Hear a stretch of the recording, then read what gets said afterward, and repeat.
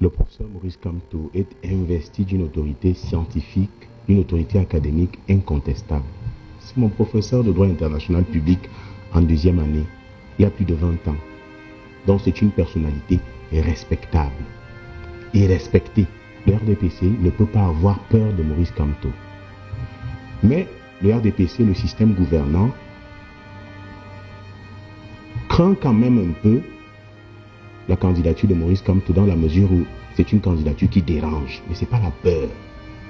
Parce que quand vous faites un peu de sociologie électorale... C'est quoi la différence entre déranger... Non, la peur c'est que vous êtes en face d'un candidat qui a les ressources, qui dispose de la diversité, de l'hétérogénéité des ressources, qu'il est capable de mobiliser pour gagner une élection présidentielle. C'est pas le cas de professeur Kamto? Maurice Kamto ne peut gagner aucune élection présidentielle. Voilà, vous ne savez pas péremptoire quand même, parce je que ne suis pas péremptoire. il a été deuxième à une élection présidentielle. Entre-temps, il a quand même gagné en expérience. Il a dû revoir les erreurs qui ont été commises. On ne peut pas dire de manière péremptoire que pour ça, quand ne peut pas gagner l'élection. Obama, je fais de la sociologie électorale. Un nom, un seul, qui se lève, éclaire et parfois effraie. Maurice Kamto, l'homme dont la silhouette intellectuelle plane comme une ombre imposante sur l'horizon incertain de l'élection présidentielle de 2025.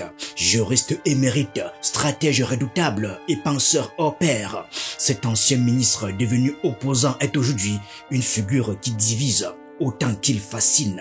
Tout porte à croire que l'histoire l'a choisi pour incarner une forme de rupture dans un paysage figé et sa candidature annonce un combat politique d'une intensité inédite, un duel où chaque geste, chaque mot pourrait faire trembler les certitudes du régime en place. Maurice Kamto, l'homme qui fait peur, cristallise tous les regards. Mais pourquoi fait-il si peur? Pourquoi son nom seul suffit-il à provoquer une onde de choc dans le système? Ce qui est clair et ce qui est constant, c'est que la candidature éventuelle du professeur Maurice Kamto fait peur. C'est pas une révélation. C'est une vérité bleue. C'est pas une révélation. La candidature du professeur Kamto est une candidature qui fait peur parce que c'est un leader de poids de l'opposition camerounaise et à l'état actuel de la configuration du jeu politique.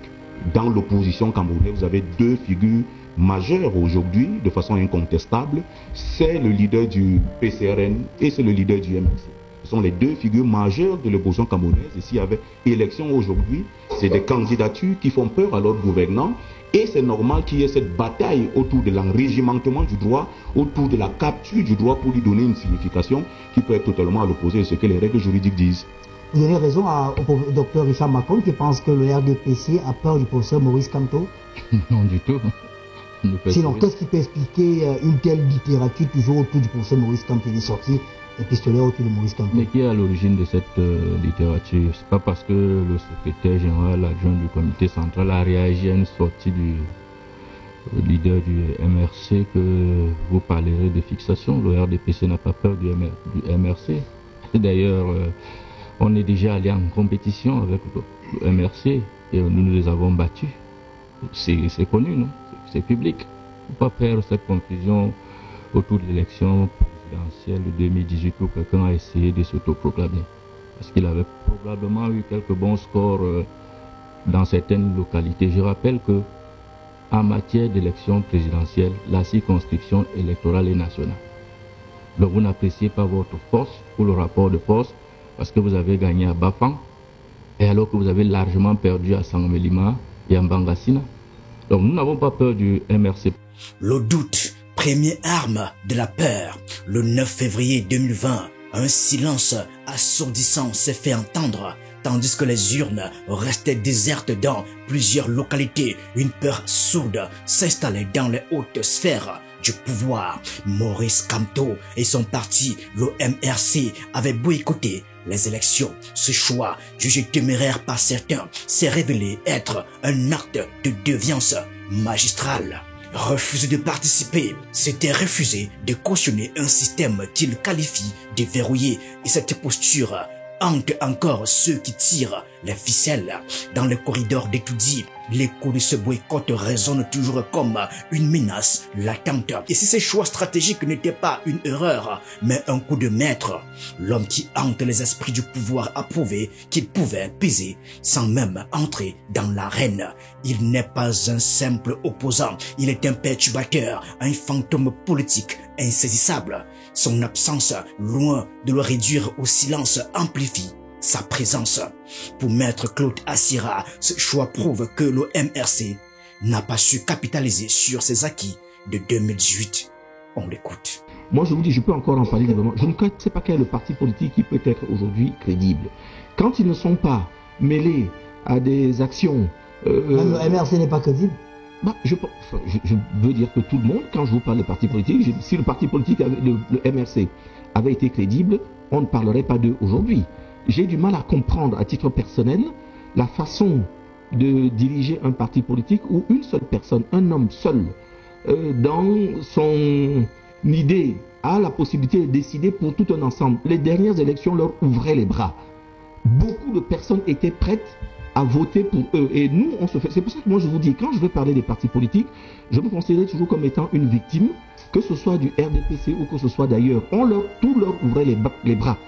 Parce que ce dont on parle aujourd'hui, rétrospectivement, il ne faut pas oublier que c'est quand même leur propre décision. Encore, c'est-à-dire que c'est eux-mêmes qui se tirent une balle dans le pied alors qu'ils ont largement la possibilité de se présenter. Et mieux encore, les candidats potentiels, Benjamin, Madame Doki et autres, etc., qui étaient des proches avec lesquels je vais parler, ils s'y préparaient. Ils ont appris comme nous le fait qu'ils n'iraient pas à l'élection présidentielle. Donc, c'est pour dire que si... Malgré ces éléments, vous considérez que le MRC est un parti qui est normal. Moi, je vous dis, j'ai des doutes là-dessus et je pense qu'ils se sont eux-mêmes mis dans cette difficulté. Bien. Pour me permettre d'avancer, peut-être de terminer, voilà, oui, sur ce point-là. Donc, juridiquement, il est évident que sur le terrain restrictif, extrêmement restrictif que la Constitution a choisi, il risque de ne pas pouvoir avoir, en l'état actuel des choses, la possibilité d'être candidat. Sauf que, encore une fois, je pense que le Dr Ayomba l'a bien dit tout à l'heure, il est possible, je pense qu'ils ont d'abord créé une plateforme. Je ne sais pas si juridiquement, ça peut constituer une personne juridique morale, même si tel avait été le cas. J'imagine que les autres en face, dont notamment M. Atanganji et les autres ne vont rien faire pour leur faciliter la vie, puisque ce qu'on veut, c'est une personne morale qui a la qualité d'une association qui puisse porter quelqu'un. À partir du moment où le MRC fondu à l'intérieur d'une plateforme a la possibilité d'avoir à l'intérieur des gens qui peuvent éventuellement remplir les conditions constitutionnelles, théoriquement, elle pourrait parfaitement adouber Maurice Kamto pour être candidat. Mais je doute fort qu'on leur en donne la possibilité. Il reste donc alors les autres solutions pour lesquelles l'administration n'a pas la possibilité d'interférer, c'est-à-dire la possibilité d'être investi par un parti politique qui lui remplit ses conditions, ou alors la possibilité de recueillir 300 candidatures qui me semble aussi être... Signature qui me semble aussi être compliquée. Mais à chaque spectre, les pouvoirs cherchent un exorcisme. Maurice Kamto, parfois malgré lui, est enfermé dans une étiquette dont on espère qu'elle affaiblira son nombre. Le Cameroun, ce puzzle de peuples et de langues, voit souvent ces tensions ethniques ressurgir comme un volcan assoupi. Dans ce paysage-là, le leader du MRC devient une proie facile pour les accusations de communautarisme. On lui reproche d'être l'incarnation même d'une élite de l'Ouest, de fédérer autour de son identité régionale. Mais ces attaques répétées comme des incantations révèlent une peur bien plus grande, celle d'un homme capable de transcender ces divisions pour rallier les forces dispersées. Pour le régime, accuser Maurice Kamto de tribalisme est un stratagème, un antidote face à un adversaire redoutable. Pourtant, ce discours peine à cacher une autre vérité. La crainte réelle, c'est que Maurice Kamto brise les chaînes des préjugés ethniques et fédère un peuple assoiffé de changement. Sa simple présence défie les logiques d'un pouvoir qui s'appuie sur les fractures pour se maintenir. Et ainsi, l'homme qui hante les esprits du pouvoir peut-il devenir aussi celui qui unifierait ce qui était divisé? Écoutons l'analyse du professeur Michel Oyane. Si vous faites un peu de sociologie électorale, vous allez comprendre pourquoi Maurice Kamto, en 2017, je ne parle pas de 2018, pourquoi Maurice Kamto, en 2017, était objectivement crédité d'une véritable légitimité de sorte à pouvoir représenter l'État du Cameroun au sommet. Et moi, je vais vous dire une chose, c'est quelqu'un que j'ai toujours admiré. Lorsque on transforme le parti qui a été transformé et qui est devenu le MRC, puisqu'il y avait d'abord un parti avec les profs Fouguet, les autres, voilà, et le prof Mathias. Lorsqu'on transforme cette plateforme-là et qui devient le MRC, Ernest Obama, beaucoup de Camerounais qui sont doués et dotés de bon sens sont allés dans cette formation politique par respect au professeur Maurice Kamto, par admiration au professeur Maurice Kamto. Beaucoup de jeunes se sont investis dans le MRC en 2012-2013 jusqu'en 2017 et cet investissement, cette admiration à la personne du professeur Maurice Kamto et à son parti politique n'avait rien de communautaire ou de communautariste. Il a fallu que l'élection présidentielle de 2018 se fasse pour que les Camerounaises et les Camerounais découvrent le visage du professeur Maurice Kamto. Ce que je dis est très grave. Le visage, c'est pas... Le visage du professeur Maurice Kamto. Il a quel visage, professeur Maurice Kamto? Mais je vais vous dire les choses. Le visage du professeur Maurice Kamto en 2018, c'est que c'est un candidat communautariste. Voilà la réalité. Mais il n'est pas le seul. Il n'est pas le seul. Vous parlez... Est-ce qu'il est candidat communautariste ou bien c'est le vote qui a été communautariste? Parce que le professeur Maurice Kamto a été candidat à l'élection présidentielle. Et puis, il a eu de bons scores au-delà de sa communauté. Je vous ai dit que de 2012 à 2017, Maurice Kamto était aimé, admiré par beaucoup de Camerounais. Et qu'il a fallu l'élection présidentielle de 2018 pour que les gens découvrent ses velléités et son penchant communautariste.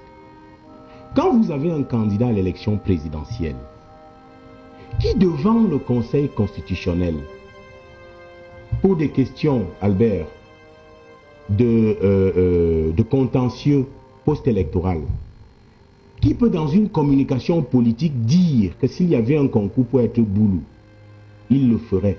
Vous savez ce que ça représente dans les esprits des gens? Qui prépare la communication du professeur Maurice Kamto? Qui a préparé cette communication-là? Parce qu'un politique ne prend pas la parole au hasard. Un politique prend la parole après consultation des experts. C'est compris. On va peut-être interroger plus tard les programmes politiques et les possibilités des candidats. Parlons de sa posture. Est-ce qu'il peut être candidat ou pas? Restons là. Non, il peut être candidat. Tandis que certains tentent de réduire en une région, d'autres ne peuvent ignorer l'étendue de son influence. Son nom s'inscrit dans tous les débats, imposant une évidence que personne ne peut éluder. Maurice Kamto, par son seul nom, fait s'agiter la scène politique. Serait-il candidat ou pas? Cette question s'immisce dans chaque conversation, s'invite dans les rédactions, hante les salons feutrés d'étoudis. Son ombre plane, étouffante sur l'élection de 2025. Il n'est pas qu'un candidat potentiel, il est devenu l'alpha et l'oméga des stratégies, des espoirs et des craintes.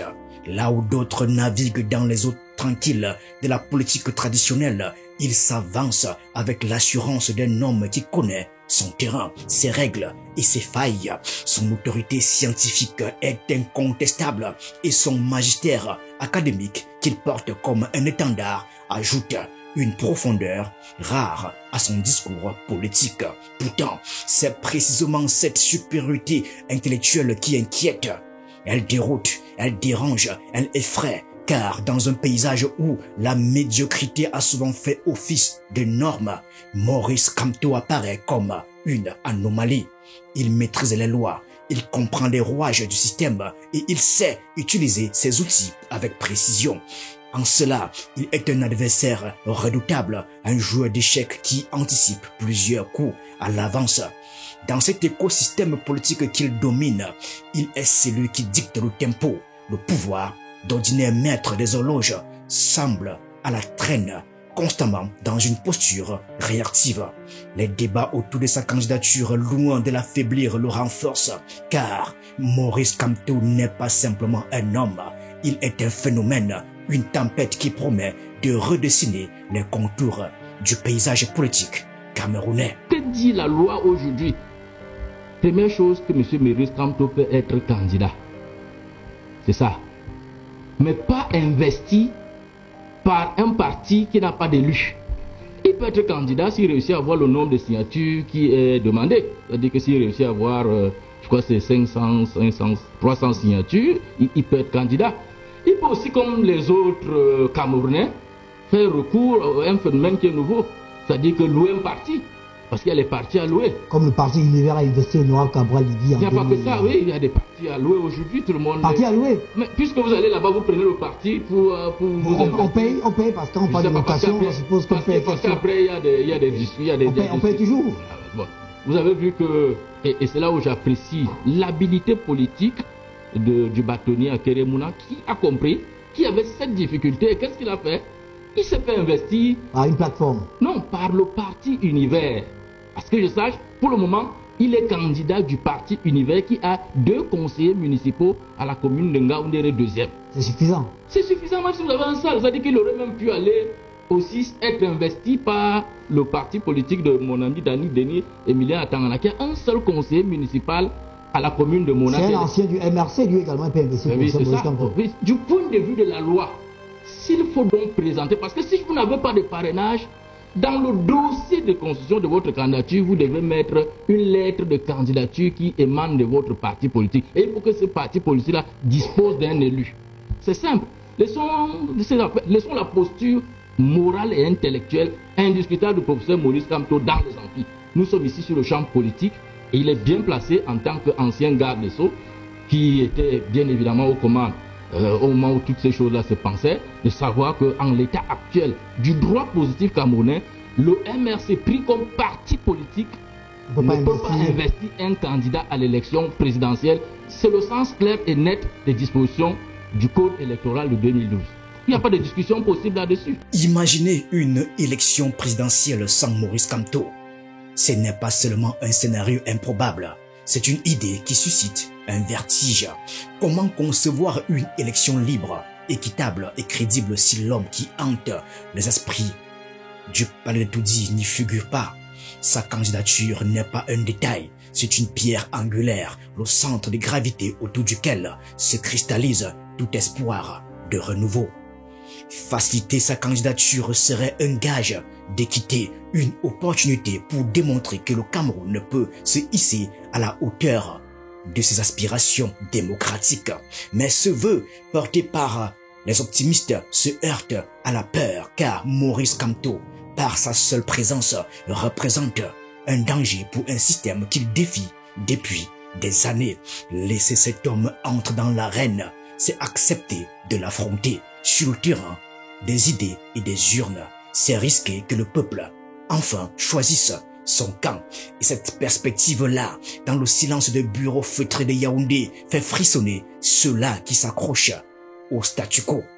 Il faut simplement préciser que Maurice Kamto a été rien moins que le numéro 2 à l'élection présidentielle précédente.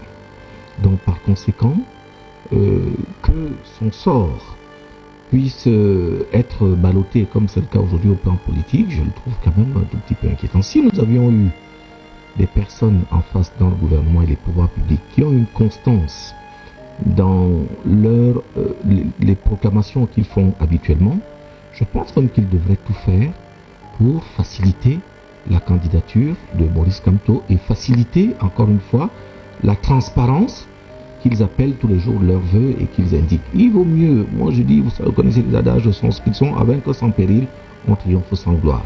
S'ils sont si sûrs que ça, c'est ça que j'ai du mal à comprendre souvent dans le RDPC.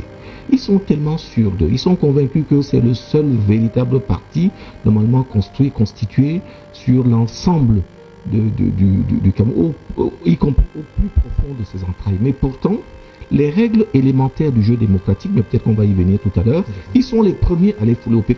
Si vous êtes vraiment si sûr que ça de vous, pourquoi vous n'ouvrez pas le jeu? Pourquoi vous prenez tout pour vous? Et les CAM, le système dispositif et autres appartiennent uniquement au pouvoir public. Et vous avez remarqué d'ailleurs que les CAM a été convoqué dernièrement, les responsables, par le ministre de l'administration territoriale, dans un pays normal. Bien. Donc, c'est pour vous dire qu'au plan politique, je ne comprends pas cette schizophrénie du RDPC et des pouvoirs publics d'une façon globale, qui d'une part proclame une chose, mais qui dans la réalité fait totalement le contraire de ce qu'ils nous disent. Maurice Kamto, je pense au jour où nous sommes, ne s'est jamais présenté comme étant quelqu'un d'indigne. Il offre sur tous les plans des éléments qui peuvent lui permettre de postuler comme n'importe quel Camerounais à la magistrature suprême. Si on les trouve, petite parenthèse que je fais, pour M. Frambia, qu'on n'a jamais vu nulle part ailleurs, dans aucune activité de quelque sorte il n'est pas candidat. Politique. Oh. Non, je vous dis que si on lui prête, d'accord, voilà, cette possibilité, ouais. Tout à fait, peut-être pas l'intention, il n'a jamais dit, mais je suis de ceux qui pensent que, pourquoi pas, Frambia. Frambia, s'il est Camerounais, il n'a jamais été condamné, il a 1 an de résidence au Cameroun.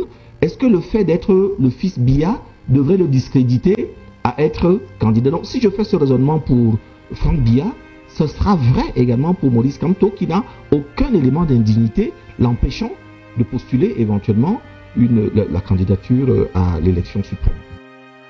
Pourtant, il n'y a pas que sa candidature qui inquiète.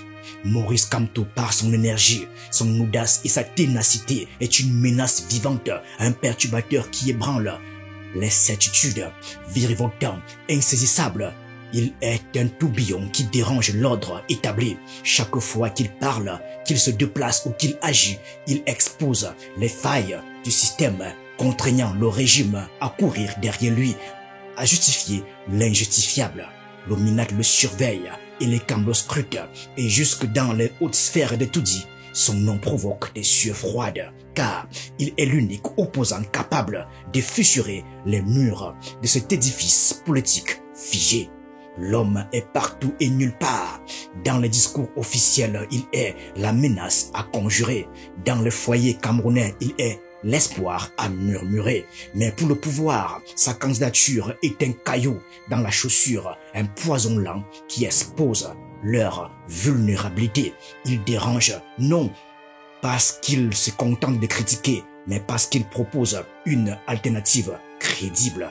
Et cette crédibilité-là, plus que tout, est ce qui terrifie ceux qui s'évertuent à le contenir. Vous voyez quel conseiller municipal qui appartient au RDPC, quel conseiller régional qui appartient au RDPC donner sa signature si c'est une candidature indépendante, Albert? C'est qui? C'est quel chef traditionnel de premier degré? Vous imaginez les représailles?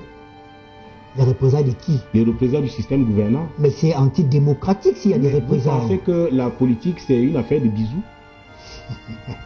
Vous savez que la politique c'est un rapport de domination? Vous croyez qu'on entre dans l'arène politique pour se faire des bisous avec les gens? Vous pensez que le RDPC qui est installé au pouvoir est là pour partie du pouvoir? Vous pensez que vous êtes un adversaire qui vise même pas la députation, qui vise la présidence de la République, le système gouvernant qui jouit de ses privilèges depuis 1950-1940, il va vous laisser faire. C'est-à-dire que comme il a dit qu'il a gagné l'élection présidentielle en 2018 et qu'il savait très bien, le professeur Maurice Kamto est un homme très intelligent, il fallait donc confirmer cette compétitivité aux élections législatives et municipales. Il ne pouvait pas le faire. Il allait avoir des élus.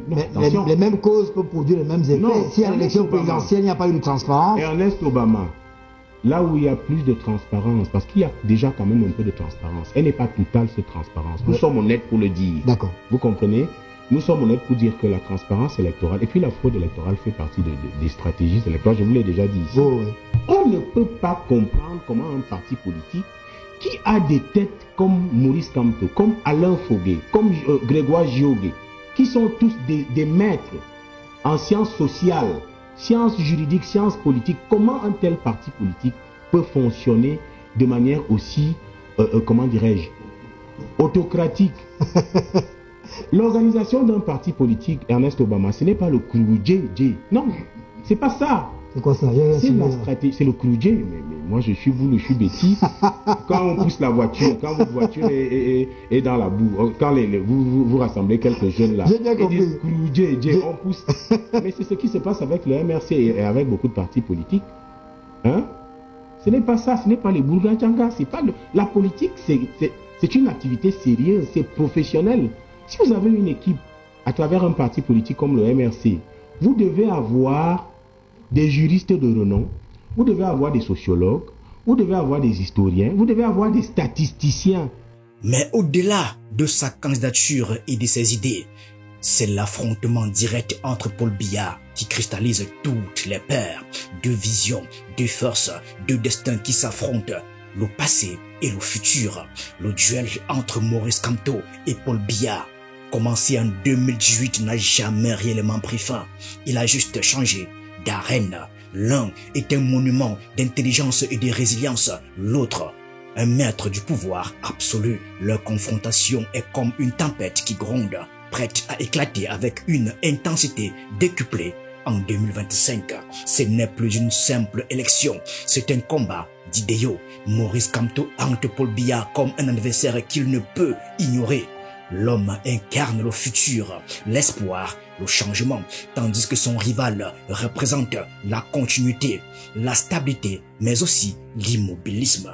Le choc des deux hommes dépasse les individus. Il met en jeu l'âme même du Cameroun. En 2018, la victoire contestée n'a fait qu'amplifier la rivalité. Cette fois, tous les regards sont rivés sur cet affrontement. Une nouvelle bataille s'annonce et dans l'air, la peur flotte comme une ombre qui refuse de se dissiper. C'est un candidat qui fait peur. Sérieusement.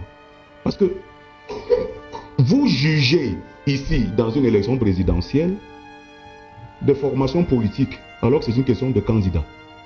Et vous faites une analyse qui me fait rigoler. Une question de personne. Pour ceux qui sont spécialistes de sciences politiques, vous dites que le RDPC, ne peut pas battre le RDPC. Ce n'est pas une affaire entre le MX et le RDPC. C'est une affaire entre Maurice Kamto et Paul Biya. Une affaire entre Cabral Libby et Paul Biya. Les partis politiques jouent un rôle important, mais lorsque nous allons dans l'urne, nous ne votons pas le RDPC. Nous votons un homme à l'élection présidentielle. Et donc, du coup, l'analyse que vous formulez, vous parlez de la toute-puissance du RDPC, qui est implanté même dans les jupons des gens et dans les villages. Vous faites une analyse qui est totalement éthérée. Elle n'a aucun appui sur le sol parce que nous jugeons des individus qui présentent une offre politique, des projets de société à leurs concitoyens. Et lorsque nous allons dans l'urne, nous n'allons pas dans l'urne pour voter le RDPC. Même si, de façon indirecte, en votant le candidat du RDPC, on a choisi le RDPC, mais c'est d'abord un homme qui est présenté devant nous. C'est sa figure qui est sur l'offre politique, c'est sa tête en termes d'effigie qui est sur tous les supports de campagne. Et on a vu d'ailleurs qu'en 2018, le président de la République, actuel candidat du RDPC à l'époque, avait refusé que ce soit le pain du parti qui soit utilisé comme support de campagne. Pour la première fois, on avait un individu sur tous les supports sans l'effigie du parti. Parce qu'il démontrait bien à l'époque que c'est un parti qui a réussi à avoir le plus grand nombre de bandits dans les geôles, et il n'était pas lui-même fier de sa formation politique. À l'époque, je me souviens d'ailleurs que vous aviez organisé des débats pour expliquer pourquoi est-ce que le président avait fait le choix d'avoir lui seul son visage en termes d'effigie et d'avoir un pagne et tous les supports de campagne qui étaient différents. Et c'était la première fois d'ailleurs qu'on avait une telle stratégie de campagne, et je pense qu'elle a été payante. Certainement, c'était une façon de communiquer et montrer qu'il était peut-être en dissidence avec sa propre formation politique. Donc c'est une question d'individu, c'est la première des choses. Au Cameroun, le vote communautaire plane comme un nuage chargé de foudre prêt à éclater à chaque échéance électorale. Dans ce pays aux mille visages, les lignes ethniques dessinent souvent des frontières invisibles, des barrières mentales qui entravent l'unité. Maurice Kamto, par son origine bamileke, devient le point de fixation de ces tensions. Pour certains, il serait le produit d'un repli identitaire, un chef porté par sa communauté comme un étendard. Mais cette lecture simpliste voile une réalité plus profonde. Le leader du MRC ne porte pas seulement les rêves d'un peuple, mais les aspirations d'une nation égarée. Son discours n'a pas l'accent d'une région, mais le timbre de l'espoir collectif. Il est l'homme qui ose parler d'un Cameroun unifié, qui refuse de laisser les vieilles fractures dicter l'avenir. Cette vision inquiète ceux-là qui, depuis des décennies, prospèrent sur la division. Et c'est là que réside la crainte. Maurice Kamto est le vent qui pourrait balayer les murs invisibles du tribalisme. Il fait peur car il est l'éventualité d'une communion nationale, une promesse qui, si elle se réalise, ferait trembler les fondations d'un système habitué à diviser pour mieux régner. Vous parlez du vote communautaire comme ce n'était en 1980. Avec des gens qui ne savent pas si sont Bamileke, si sont Bassa, qui sont Ewondo. Les gens que moi j'enseigne aujourd'hui, qui ont 20 ans là, qui font des masters, vous lui parlez du vote du village, il n'est jamais allé au village. Il est né à Yaoundé, il est né à Douala, il ne connaît pas vos affaires là. Il s'appelle Mbida Makon. L'autre s'appelle Ngango Yumbi. L'autre s'appelle Akam Kwedi. Donc vous avez des gens comme ça qui sont des citoyens de la République. Vous venez leur parler de ça. Moi j'ai des cousins. Bidias Makon. Bon, quand celui-là, quand vous allez commencer à chercher à savoir ses origines, vous êtes dans des repères analytiques qu'il faut beaucoup relativiser. Le caractère souverain du vote identitaire, ça c'est dépassé ça. Regardez vous qui êtes spécialiste de la sociologie électorale et des élections, regardez aujourd'hui la composition de l'électorat. On vous dit que 70% de la population camerounaise a moins de 32 ans. Et donc quand vous regardez les gens qui sont aujourd'hui habilités à voter, qui font le gros de l'électorat, ils ne savent pas qui est Bami, qui est Betty, qui est Bassa. Ils ont un autre imaginaire qui est différent du nôtre. Et d'ailleurs même ceux de notre génération, je pointe les deux beaux garçons qui sont en face de moi. Dans notre génération, déjà on avait de la difficulté à savoir qui était Bamileke, qui était Bassa. C'est l'ordre gouvernant qui nous a rappelé de façon brutale qu'on avait des identités qui étaient des identités locales. Nous on a été socialisés dans une école qui nous parlait d'une identité nationale. C'est ce régime qui nous a rappelé qu'on pouvait nous chasser du Fundi parce qu'on était Bamileke ou Bassa. Mais avant ça, moi je ne le savais pas. J'ai grandi avec des camarades, c'est arrivé à la fac que je me suis rendu compte que mon identité pouvait poser problème. Mais notre génération n'a pas connu ça. On était à l'école, on allait, moi je sortais de l'école et je m'arrêtais chez mon ami. Dès qu'on avait fait le plat de coquille, je m'asseyais pour manger, sans chercher à savoir d'où il venait. Et si la nuit me trouvait là-bas, ma mère voulait simplement m'assurer que je suis là. Et que je ne suis pas en train de faire des gaffes dans toute la cité.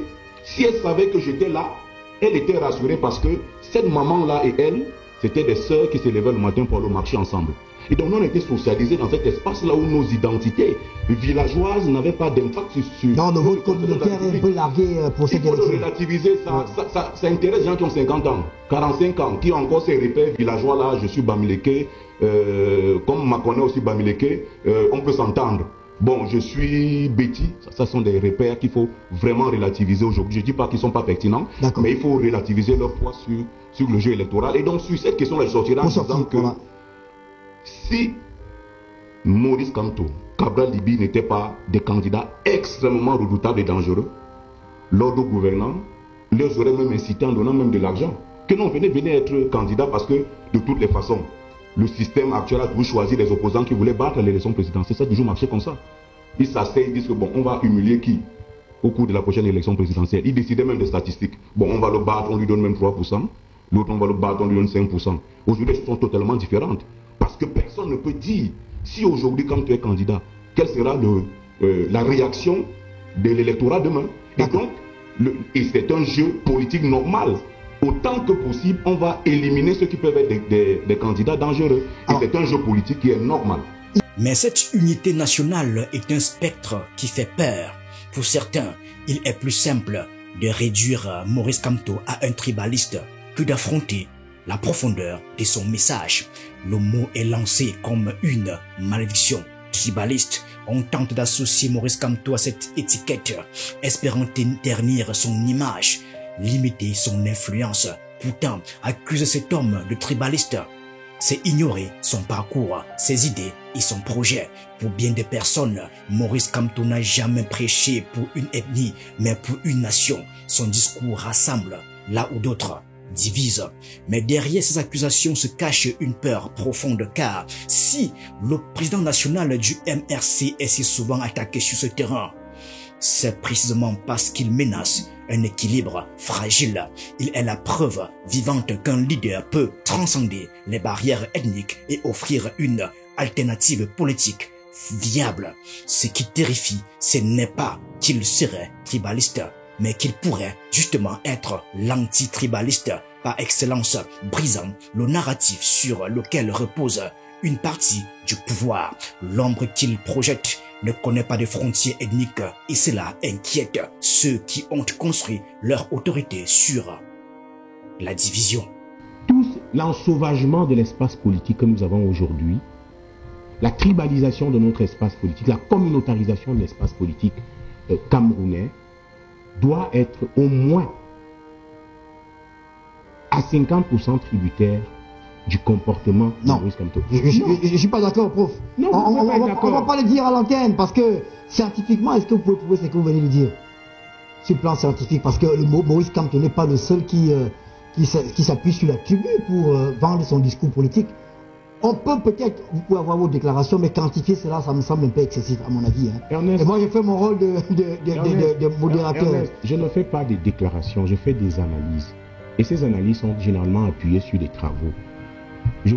L'article que j'ai que prof Oyan, oui. Sur la base de cette déclaration, si le professeur Maurice Kamto porte plainte et qu'il dit, voilà un avocat qu'on a sur le plateau, il accuse B-News et vous-même de l'avoir traité de quelqu'un qui promeut le tribalisme. Non, ce n'est pas ce que je dis. Je dis que l'espace politique camerounais a été largement phagocyté, pardon de le dire, moi je fais de la science politique, largement phagocyté par le communautarisme et que le professeur Maurice Kamto y a contribué. Le dire, c'est pas de la Est-ce que le communautarisme en politique au Cameroun est né avec le professeur Maurice Kamto? Il n'est pas né avec le professeur Maurice Kamto. Voilà, et je ne dis pas, nous sommes sur lui, je ne dis pas que d'autres politiques ne l'utilisent pas ou ne l'instrumentalisent pas. Vous vouliez savoir, je réponds à Richard en lui disant que si le professeur Maurice Kamto, pour moi, n'est plus présidentiable aujourd'hui, il fait peur, oui, on le craint quand même, parce que c'est pas n'importe qui. C'est aussi un ancien ministre de ce même système, ce qu'il ne faut pas l'oublier. C'est quelqu'un qui est respecté, c'est quelqu'un qui est craint d'une certaine manière. D'accord. Mais donc, je voulais finir en disant que on ne peut pas l'exclure d'un certain avenir politique. Mais moi, selon les petites enquêtes et les petites analyses du petit chercheur que je suis, que j'ai eu à réaliser, j'ai bien constaté à travers mes articles, à travers mes ouvrages, à travers mes écrits, à travers mes enquêtes de terrain, que le crédit qu'on lui accordait jusqu'en 2017, aujourd'hui, il ne l'a plus. D'accord. Mais lorsque les accusations ne suffisent plus, la peur prend une autre forme, celle des manigances pour entraver sa route. Dans les coulisses du pouvoir, les murmures se transforment en soupçons. Que fait le régime pour écarter Maurice Kamto de la course? La peur de cet homme est telle qu'elle alimente des stratégies invisibles, des mécanismes qui semblent se déployer pour entraver sa candidature, qu'il s'agisse de pressions juridiques, de réglementation électorale ou encore d'autres obstacles subtils. Tout semble perçu et conçu pour neutraliser une menace politique imminente. Le spectre de cet homme politique hante le système car il est l'incarnation d'un défi. Empêcher sa candidature serait pour le régime une façon d'éviter un duel périlleux, mais aussi une manière de reconnaître implicitement sa force. Et pourtant, chaque manigance ne fait que renforcer son aura. L'homme qui hante les esprits du pouvoir devient, malgré eux, le symbole d'un peuple qui refuse de céder à la peur. Sa candidature n'est plus une simple formalité politique. Elle est un cri de défi, un éclat d'espoir dans un paysage dominé par l'incertitude. C'est pas possible dans un régime démocratique. Dans la nuit, on va empêcher à quelqu'un qui a rempli toutes les conditions de poser sa candidature. Comment il a déjà fait en 2018. Monsieur Ayomba, parfois je me demande si vous vivez vraiment au Cameroun. Mais il a déjà été candidat en 2018. Personne n'était venu dans la nuit soutirer sa candidature. Mais parce qu'il avait un député et que c'était difficile de le mettre en difficulté. Vous parlez de quoi repréciser? Je parle aujourd'hui des difficultés qu'il voulait rencontrer. Et c'est pour ça que moi je salue toujours l'honnêteté intellectuelle de professeur Michel Oyan, qui reconnaît qu'il y aura des blocages pour que Kamto ne soit pas capable. Non, si ce sont des blocages politiques, à blocage politique. Oui, oui. Qui découle simplement... Blocage antidémocratique alors. Non, c'est pas antidémocratique. Mais si, c'est antidémocratique. Pourquoi on refuse que quelqu'un puisse concourir? Je ne sais pas si nous inventons la politique. Vous voyez ce qui se passe aujourd'hui en France, où il y a une dissension interne au sein de ce qu'on appelle la gauche, avec la France insoumise qui estime qu'elle a été trahie par son allié d'hier sur la base du programme qu'ils avaient fait, parce que l'allié a refusé, notamment le Parti socialiste, de voter la motion de censure. Et il s'insurge. Donc, il y a des arrangements qui sont purement, et des attitudes qui sont purement politiciennes, qu'il ne faut pas confondre avec les micmacs. Moi, je suis conseiller municipal du RDPC. Je tiens mon mandat de l'investiture que le parti m'a donné. Je fais partie de 300 personnes susceptibles de donner un mandat au professeur Maurice Kamto dans le cadre de la recherche de ces 300 parrainages à raison de 30 par région. Je ne le ferai pas de ces 30 par région. Je ne le ferai pas de manière individuelle, alors que le mandat que j'ai reçu de mon parti est de le représenter, sans qu'il n'y ait eu une consigne claire, une directive claire de mon parti qui dise que cela est possible. Sinon, je me comporterai en véritable traître vis-à-vis de mon parti. C'est la logique de la discipline du parti, je préfère le dire. Donc, ça c'est purement politicien. Et ça relève de l'instinct de conservation du pouvoir. Ça, Richard le sait.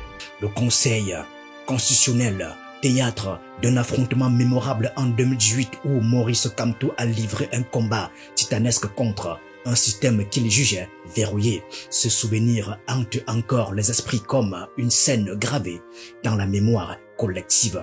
Avec une éloquence tranchante et une logique implacable, il avait alors dénoncé les irrégularités électorales. Et puis, cette phrase lancée comme une pique retentissante. Faut-il passer un concours pour être boulot? Une phrase qui résonne encore, tel un écho dans les couloirs du pouvoir. En 2025, ce spectre plane à nouveau. S'il se présente, Maurice Kamto sera une fois de plus confronté à cette instance. Mais cette fois, la tension est décuplée, car il ne s'agit plus simplement d'un homme contestant une élection, mais d'un symbole défiant un système entier. L'éventualité d'un remake de 2018 provoque des sueurs froides, car Maurice Kamto ne combat pas à armes égales, mais il combat avec une arme redoutable, la vérité. Et dans ce duel, il est l'homme que le pouvoir redoute d'affronter, car ces mots, aussi aiguisés que de l'âme, frappent là où le système vacille. Quand il commence en disant « Je suis né à tel endroit, je suis né à Bafoussam ». Oh Bafoussam, vous asseyez que je suis derrière lui, je tremble, je transpire, parce que dans mon ADN, je ne conçois pas une seule seconde qu'on puisse imaginer un Cameroun, surtout à ce niveau-là, qui puisse faire référence un tant soit peu à la dimension tribale. Mais je peux vous dire aujourd'hui, pour l'avoir connu, et c'est pour ça que moi je dis, je n'appelle pas la mort du pécheur. Maurice Kamto n'a pas eu, il a peut-être eu, pendant les 25 ou 35 minutes de son discours, quelques secondes où je pense qu'il s'est perdu. Je ne suis pas sûr que s'il devait refaire son discours aujourd'hui, il reprendrait exactement les mêmes accents, je ne pense pas. Nous qui avons la chance de le connaître au plan scientifique ailleurs à l'université, je pense que si on veut être juste avec lui, on peut aussi le restituer dans son droit.